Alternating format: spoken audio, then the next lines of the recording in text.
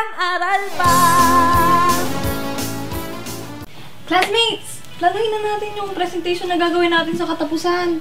Diba sabi ni Ma'am Che, kapag nagawa natin yung best natin, hindi siya manghihinayang magbigay sa atin ng mataas na grades. Tara! Shane, baka sobrang aga naman yata natin gawin yung pinapagawa ni Ma'am Che. Sa katapusan pa naman ng buwan yun, diba? Pwedeng magpahinga muna tayo. I'm so bombarded na kasi. Ha? Bombarded? Kakasimula pa lang ng klase. Tsaka hello, kakakain lang natin, no? Oo nga, Casey. Sang-ayon ako sa mungkahi ni Shane. Maigi na ngayon pa lamang ay masimulan na natin. Tsaka, di ba last week, napag-aaralan natin yung di maganda yung mag-procrastinate. Nakalimutan mo na ba agad yun? Ang totoo kasi niyan, parang ayoko munang sumama sa performance kasi nahihiya kasi ako, tsaka gusto kong ma-delay muna. Tsaka marami pa kasi akong gagawin. Oo, yun nga. Siguro nga, Casey. Pero alam mo, para mas ma-convince ka, panoorin mo to.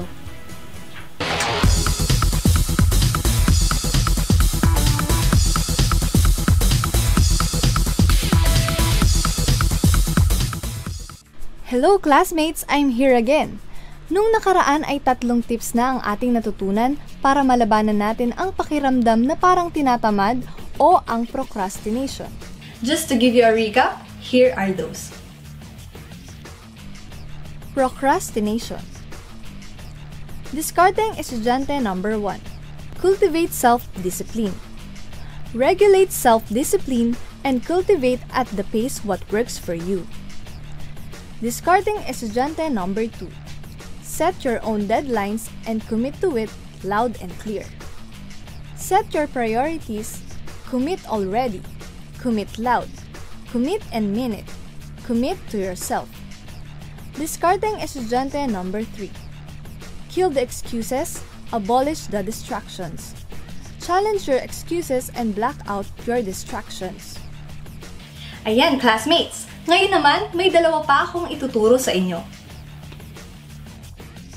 Discarding estudyante number 4. Harness the fear and win. Say no to fear, because fear is procrastination's best ally. Don't invite it into you. Karamihan sa atin kapag gagawin ng isang bagay ay nauunahan agad ng takot at alinlangan na baka hindi matapos kasi mahirap at napaka-komplikado. Classmates, hindi dapat pumapasok sa ating isipan yan. Bigyan natin ng debosyon ang ating mga ginagawa at higit sa lahat, lakipan natin ng panalangin na gabayan tayo sa lahat ng ating ginagawa. Discarding estudyante number 5. Get accomplished. If you can't seem to work on your own, find a friend or a family member to help you work. Yayain ang iyong kaklase o kaibigan at pakiusapang kung pwede ay sabay kayong gumawa ng inyong assignments o projects. Tandaan natin classmates, hindi lahat ng bagay ay alam natin. May mga bagay kasi na alam ng iba pero hindi natin alam. Meron namang pagkakataon na kaya ng iba pero hindi natin kaya, lalong-lalo na kung tayo ay mag-isa. Sabi nga sa kasabihan, 2 is better than 1. Always remember classmates, if you're a chronic procrastinator, you know the pains and stress that comes with putting things off. Although you may have the desire to accomplish something, getting the motivation to do it is a different matter.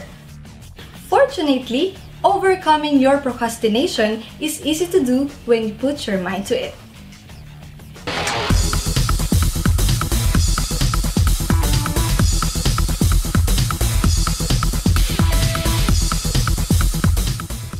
Classroom! Sige lang, aral pa!